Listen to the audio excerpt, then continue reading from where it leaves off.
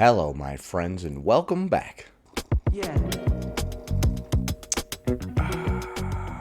Today, we're going to be taking a look at a clip of a fat activist saying obesity is not caused by what you eat, it's caused by genetics and stress. Have I done enough air quotes for you? We're also going to be taking a look at a few bonus clips, including one where somebody says losing weight will not make anybody love you, so be sure to stick around until the end. Also, please be sure to check out a video I released over the weekend on my second channel about a dude who does chiropractic adjustments on animals, including dogs, cats, snakes, and lions. Here's a link. Before we proceed, please click the like button so that I may apply comb to mustache.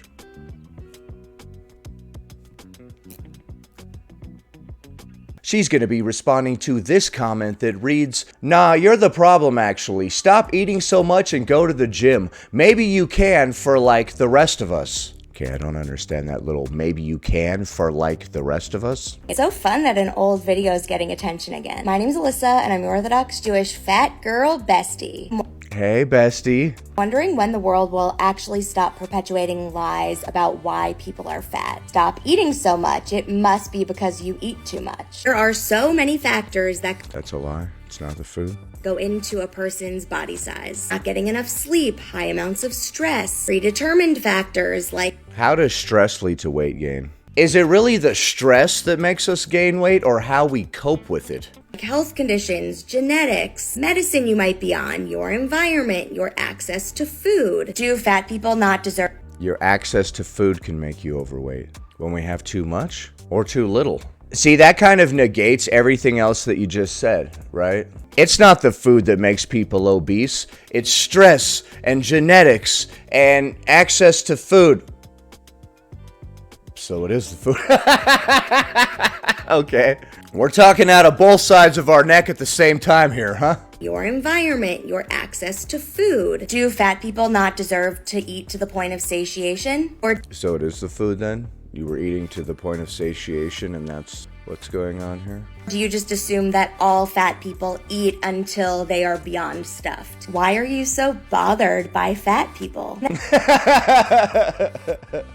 Okay, that little thing about satiation and eating past the point of being full was an interesting thing to toss in there. A little bit of a Freudian slip, if you will. And there's the good old gym comment. I know many fat people that go to a gym on a regular basis. And guess what?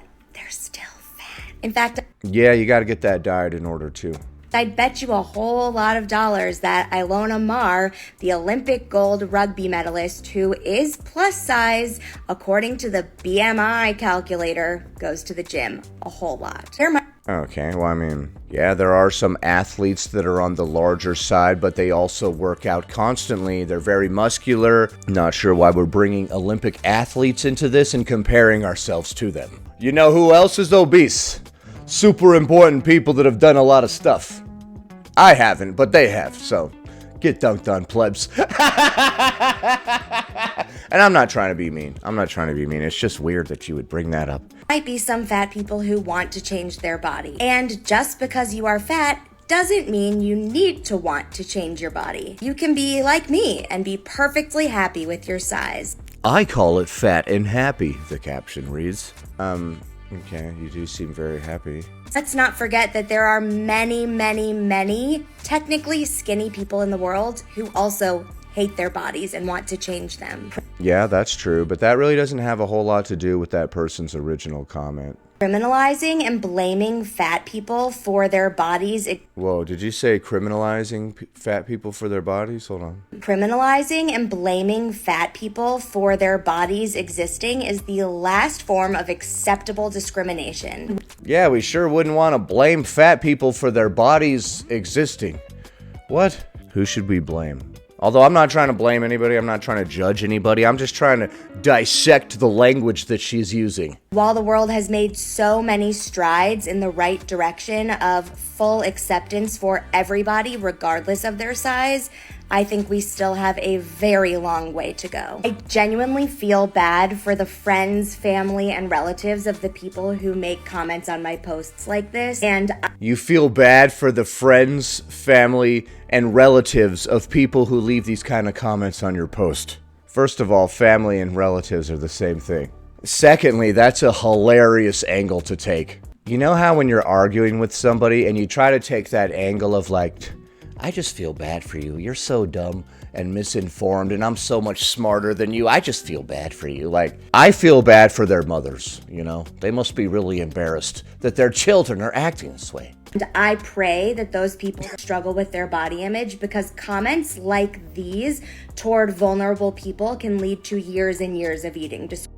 But a little more tolerance to save lives. Obviously, I do not support bullying people or going around saying, hey, Jan, you should lose weight. Not at all. It's my position that everybody should mind their own business. However, obesity is bad for you, and it's not genetic or caused by any of the things that you said it was. Next, what does fat mean to you? It means adipose tissue.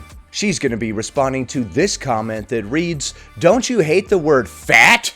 It's so stigmatizing. Sorry for yelling, the word fat was all in caps. Let's talk again about the word fat. My name's Alyssa, and I'm your Orthodox Jewish plus-size friend in binge eating recovery. One of my goals for 2024 is to take back the word fat. Yes, fat is a very stigmatized word. Well, several other fat activists have been trying to take back the word fat for several years now, so you seem to be a little late to the party here in 2024. You're just jumping on this thing. I've been trying to take back the word fat for years, man. Everybody just looks at me like I'm some kind of delusional nutcase anytime I bring it up. What do you think of when you hear the word fat? Do you think disgusting, unhealthy, gross, ugly? No, I think systemic, biases, liberation. I think fat bodies tumbling through space, set to some very nice music. I think all sorts of deep, abstract, artistic shit when I hear the word fat. I don't know about the rest of you plebs. You probably just thought about like adipose tissue or something. I'm a little bit deeper. I'm a little bit deeper than the rest of these plebs. No, I'm not. I'm not at all deeper. You think of lazy, sedentary, never goes to the gym. Lazy, sedentary, never goes to the gym. Okay, those are all basically the same thing.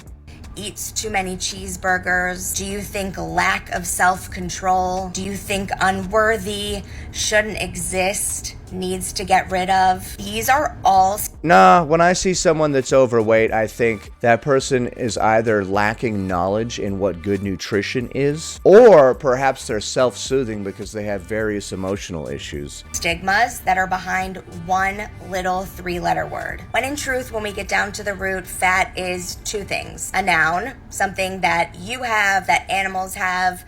I agree. It is a noun. Fat, or an adjective, used to describe the large size of something.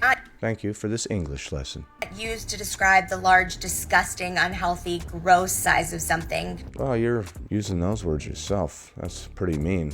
I wish you would stop, bestie. Just the size. Fat has been stigmatized by society to be this terrible thing to have or this terrible thing to be. There are numerous scientific studies and research that tell us that our body size and our fatness are not the sole indicator of our health. Well, yeah, duh. Of course it's not the sole indicator of your health, but it does matter. To act like it doesn't is real silly. And you bring up a good point. To act like it's the sole indicator of health is real silly. Just as silly as acting like it doesn't matter at all. Thank you very much. I rest my case. Who made up that fatness is not beautiful? It doesn't have to be this way. Nobody made up anything. Human beings are attracted to whatever the hell they want to be attracted to, and classically, that's somebody that's in good physical health. I am taking back the word fat for what it is, because fat is not a bad word. Alright, so she's taking back the word fat. Finally. That'd be hilarious if she thought she was the only one, like this was completely original. She had no idea that all these other fat activists were going around trying to take back the word fat. I hate to be the bearer of bad news, but your cohorts have been trying to take back the word fat for a few years now. You're a little late to the party. Personally, I want to take back the word dumb. You know what I mean? There used to be a lot of stigma around the word dumb. It just means that I can't think right? Like, stop trying to make me feel bad about it. Next. Now she's going to be responding to this comment that reads, "You're so beautiful. Introduce yourself as Alyssa, your Orthodox Jewish friend. Leave out plus size." What's the problem with saying I'm plus size? My name's Alyssa, and I'm your Orthodox Jewish plus size friend. There is, in fact, no problem with me saying that I am plus size. Oh, okay. All right. Thanks for watching, commenting, liking, and What? Hold on, there's more. Is a fact. It is a partial description of who I am. I thought we were calling ourselves fat. Why is it plus size now? What happened? You literally just gave me a whole speech. A part of my whole being. I've heard other fat activists say, people aren't plus size, clothes are plus size.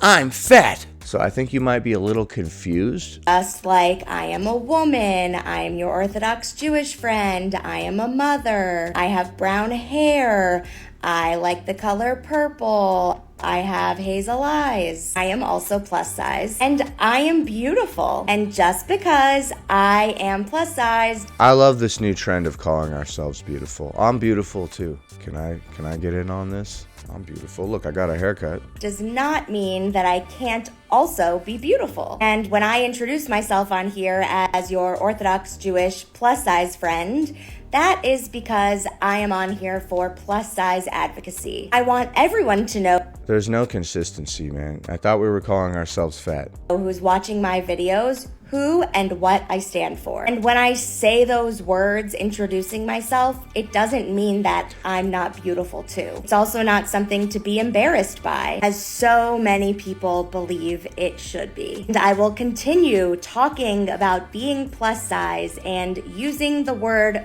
fat.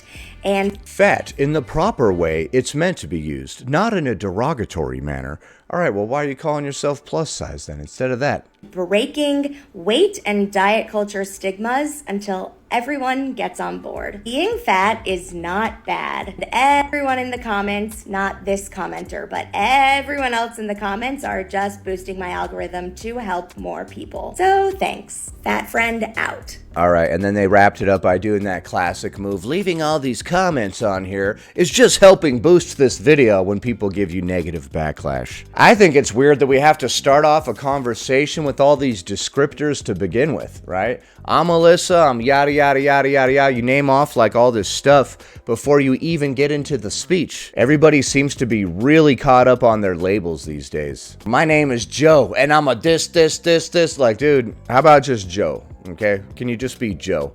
Not you, your name is Alyssa. But do me a favor, Alyssa. Could you just be Joe? Come on, stop screwing around. Next, now she's going to be responding to this comment that says, "It's so embarrassing to me."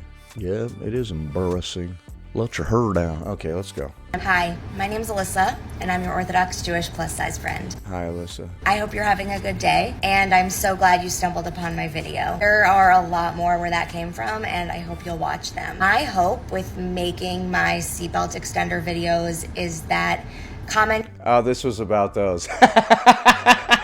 like this will become less and less frequent. It's not wrong to feel embarrassed. It's not your fault, it says on the screen. When you ask for a seatbelt extender, because that is how society has trained us, and that is how enmeshed in diet culture we all are. But society has trained us to be ashamed of asking for a seatbelt extender. Okay, I forget receiving this messaging. But I want you to know something. In the reality of the world, it's really not embarrassing to ask for what you need. In fact, yeah, in the reality of the world, true. In fact, it's brave and normal. It's brave in the reality of the world to ask for a seatbelt extender. I don't know if I would say that it's brave. It's definitely embarrassing to have to ask for a seatbelt extender, so you're going to have to deal with the shame in front of all these other people or whatever if you feel any sort of shame around it. It's something that you have to go through because you need it for your safety. If you didn't have to go through it, you wouldn't go through it. And appropriate to get the things that you need to do things comfortably and safely. If asking for a seatbelt extender is one of those things that... I'm not saying you should be embarrassed, by the way, to ask for a seatbelt extender,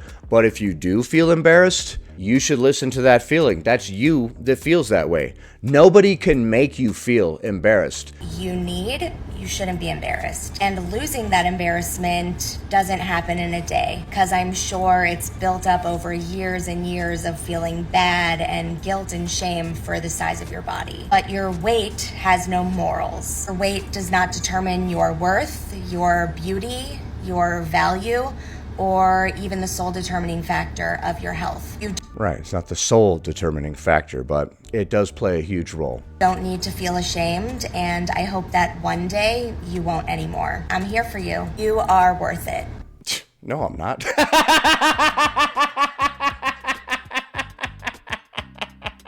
It's all good and well to be nice to people and everything, but don't lie to me and tell me that I'm worth it, okay, Alyssa? God, I thought we were being honest with each other here. Jesus. No, I'm just kidding. I guess I'm worth it. I guess. I don't disagree with her that you should ask for the things that you need, especially when it comes to safety, right? Like a seatbelt extender. Like, put your embarrassment aside and do what you need to do to be safe, dude. Like I said, nobody can make you feel embarrassment. That's something that you either do or don't feel. When people are like, you don't have to be embarrassed about that, that's a person projecting. It's really you just saying that you feel insecure about this thing and you're worried that people are judging you about it. Next. A comment that I hear from a lot of people when I talk about reasons why someone might want to lose weight is that, well, if I lose weight, then people will treat me better.